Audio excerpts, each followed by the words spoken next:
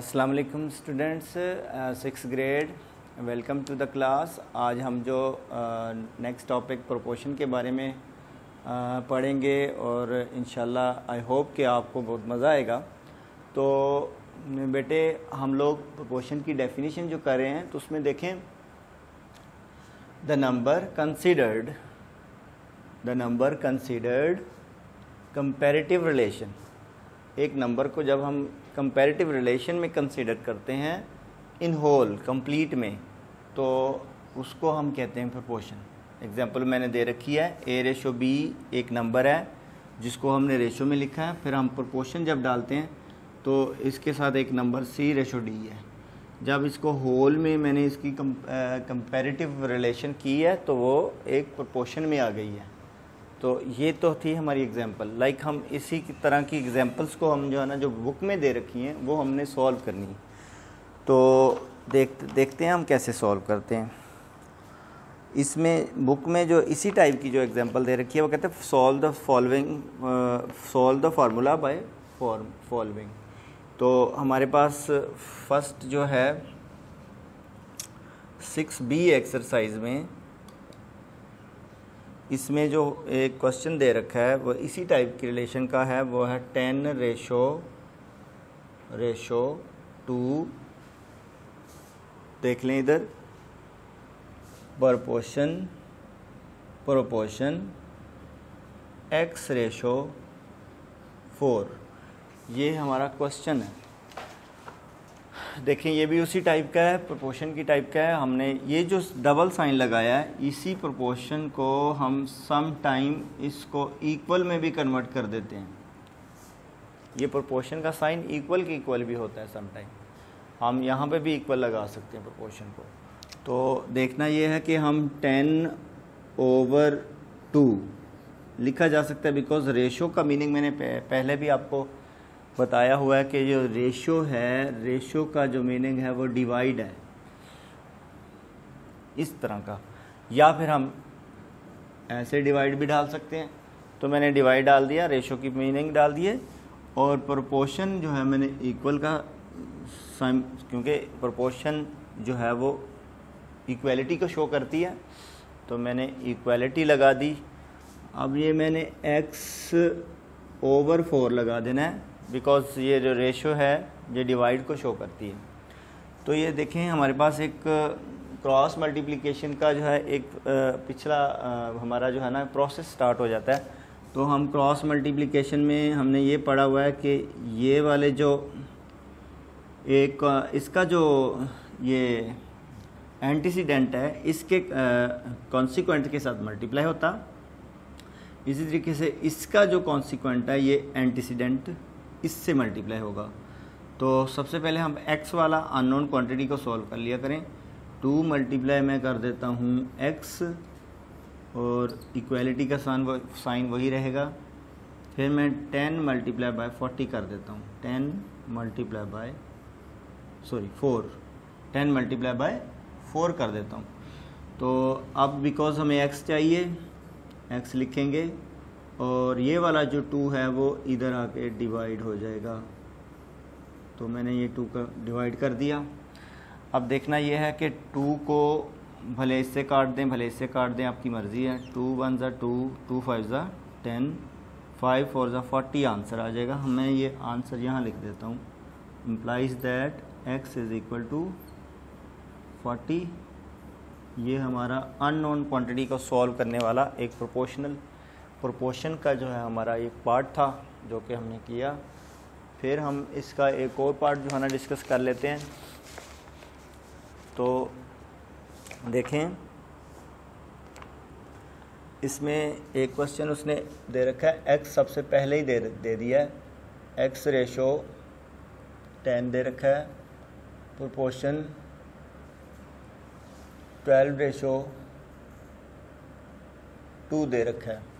तो इसको हम देखें कैसे सॉल्व करते हैं। यही उसी क्वेश्चन के 4th पार्ट की बात कर रहे हैं हम। 4th पार्ट है ये क्वेश्चन 6b एक्सरसाइज का क्वेश्चन नंबर, ये जो है क्वेश्चन नंबर 2 की बात हो रही है। तो हम इसको भी देखें वैसे ही कर लेते हैं। इसके टू मेथड भी हैं। एक हमारे पास एक फार्मूले के अगर वो कहे कि अकॉर्डिंग टू फार्मूला सॉल्व करें तो एक इसका फार्मूला भी है। वो फार्मूला ये है, मैं इसको मैंने ऐसे सॉल्व कर दिया, इसको मैं विद फार्मूला सॉल्व करता हूँ। तो इसके टू मेथड हैं, आपकी मर्ज़ी है आप विद फार्मूला करें या फिर आप ऐसे सिंप्लीफाई भी कर दें। तो दोनों मेथड से आंसर सेम आएगा। तो मैं देखता हूँ, अब मैं एक दूसरा मेथड आपके सामने कर रहा हूँ। जो सा मेथड आपको इजी लगे वही करिएगा। एक हमने फार्मूला पढ़ा था कि एक्सट्रीम का प्रोडक्ट, यानी product of extreme is equal to product of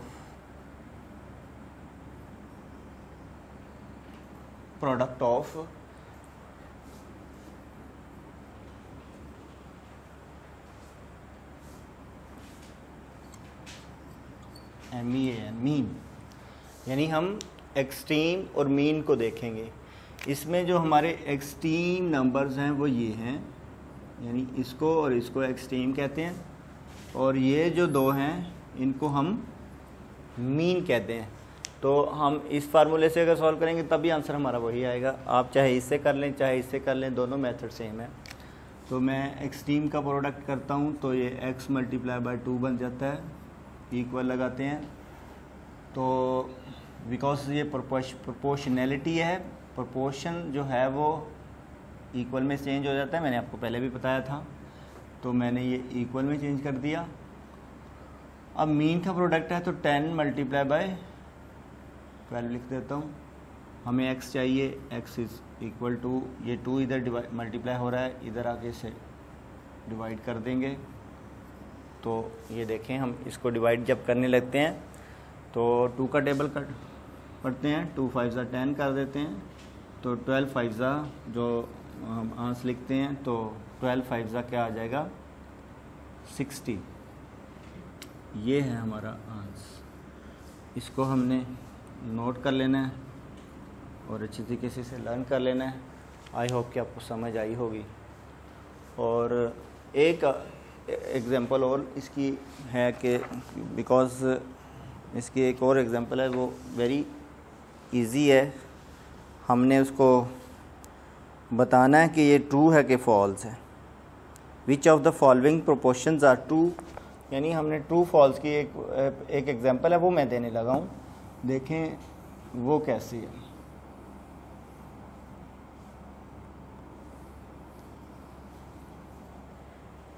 इसी एक्सरसाइज का क्वेश्चन 2 तो मैंने आपको प्रोपोर्शन के अकॉर्डिंग सॉल्व करवा दिया। अब इसी क्वेश्चन एक्सरसाइज के प्रोपोर्शन के बारे में जो पहला है वो ट्रू फॉल्स है।